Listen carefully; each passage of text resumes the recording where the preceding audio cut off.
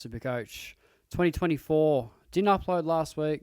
Had some problems with the computer. Couldn't quite export the file. I'm not sure what happened, but I did a recording. Lost it all completely.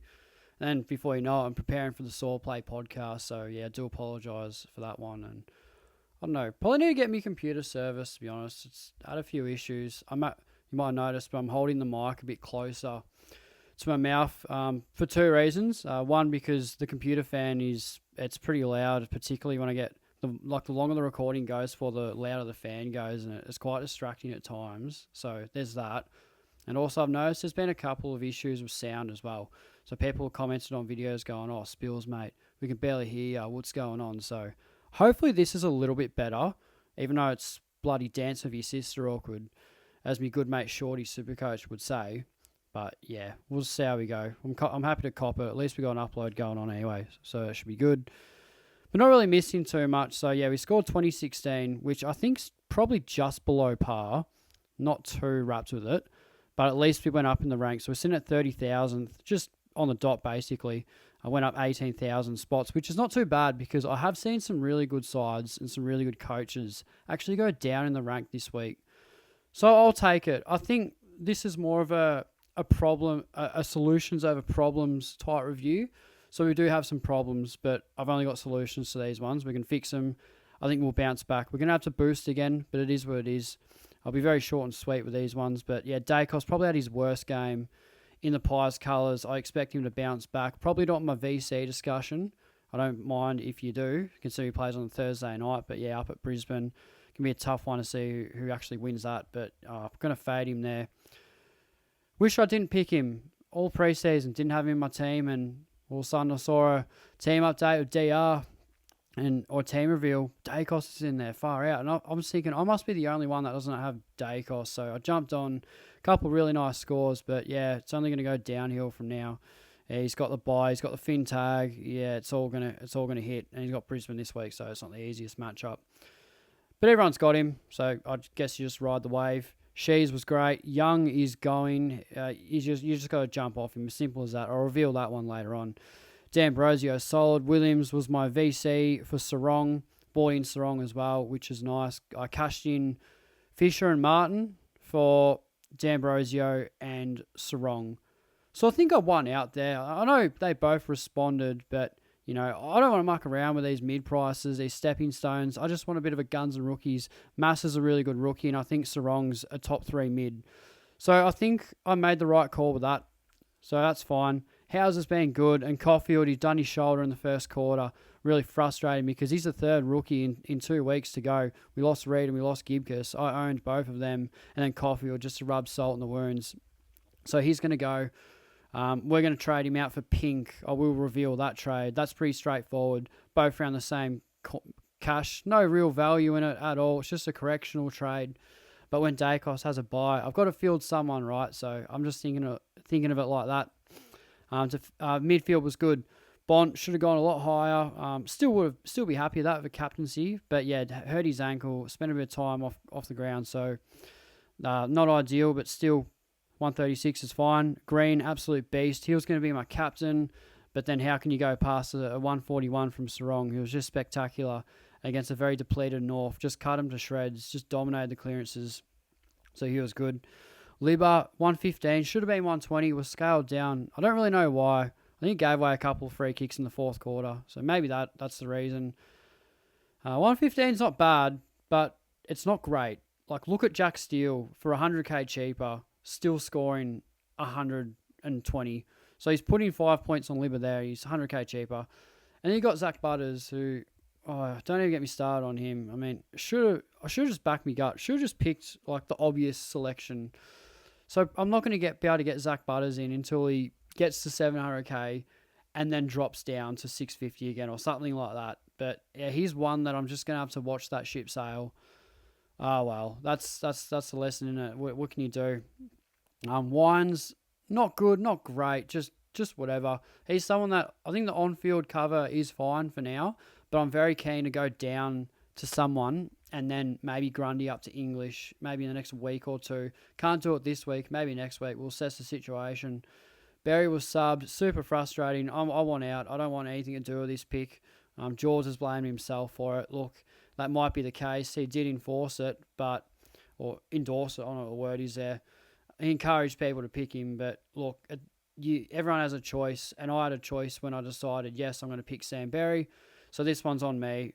You just accept the defeat and jump off. I'm going to go down this week, which is pretty obvious. McKercher Sanders, spectacular. Both, well, McKercher in particular, averaging more than Hayden Young as a primo. So what's that tell you? Maybe a fake primo, let's be honest. But yeah, these two rookies really good. Matty Roberts good. Lazaro bounced back. Clark was good after a 13. Max Gawn, not bad. Looking at a VC actually this week, I want a VC Gawny because he's got Port Adelaide, and I think it's going to go one or two ways. He's either going to just go sort of solid, that sort of low 100s, maybe a 90 type, or he's just going to dominate and score like 180. Like, that's a big call, but I just got a feeling that Max Gawn without Grundy against Port is just going to go off his head. But if he doesn't, I've got Bontempelli against West Coast as a fallback. I don't want a VC Bont because there's literally no one after that. Where I don't want a VC, a Sarong or a there's no one else really. Like, I don't want to VC someone for a day cost, like for a nice, 125, which is nice, but I fully expect Bontempelli to go 150 plus. So he's the main man I want in my captaincy. So that's the reason I'm doing that. Grundy, not bad. Got to get him in English. That's as simple as that. I'm not too happy with the pick. It just is what it is, isn't it? I haven't really done a whole lot, so we just got to wait and see. But yeah, the sooner we get Grundy up to English, the better. And I think Gawn and English are the clear R1, R2. Maybe even Rowan Marshall as well. But I could have really predicted that from the off-season anyway. So we'll do that when the time comes. Dogger Jackson, unreal. How good is he? So this is a big call. I think Kane Corns made this call, and for once I actually sort of agree with him. But Freo are a better team without Sean Darcy, and that's going to hurt the Sean Darcy lovers, like your Eno types. And look, don't get me wrong, I don't mind the big fella. He's a very good player. But why didn't Freo just cash him in for a first-round draft pick, or I don't know what they would have got for him. He's absolute gun ruck, almost an A-grader when he's fit. Like, surely he could have gone to Geelong. There was plenty of speculation around that. Never happened, but I feel like they've got way too much like ruck cover at their team. They could really go down to someone and just have Jackson at their preferred R1. I know he plays good forward, but that's just rubbish really. Like, he covers the ground so well. It's like watching 2019 Brodie Grundy. So yeah, I'm a massive fan of him. A very nice sugar hit pick. Hopefully he gets to 650k. Darcy comes back. I don't know what the time frame is with Darcy, whether he's back this week or the next week. I'm not really sure. But I do plan on holding Jackson regardless until Gawn has his bye. So we got that ruck cover, and then I'm just going to jump off and turn him into a gun mid. Maybe Zach Butters. We'll see, but that's further down the track. So yeah, happy with Dogger. Heaney, the sacrifice. I don't know if you caught the Supercoach Saw play potty last week, but I sacrificed this year. The genie egg.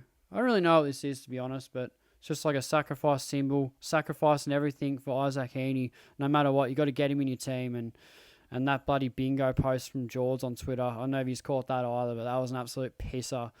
The bloody I don't own Heaney bingo, loves it. I'm happy because I started with him. One of those players where, yeah, he does have a buy coming up, but like Tom Green, I can't see myself trading him. I mean, he's just too good. There's too much money to be made. I think my cover's really good as well. So I'm going to sit tight with Heaney. I think he's going well.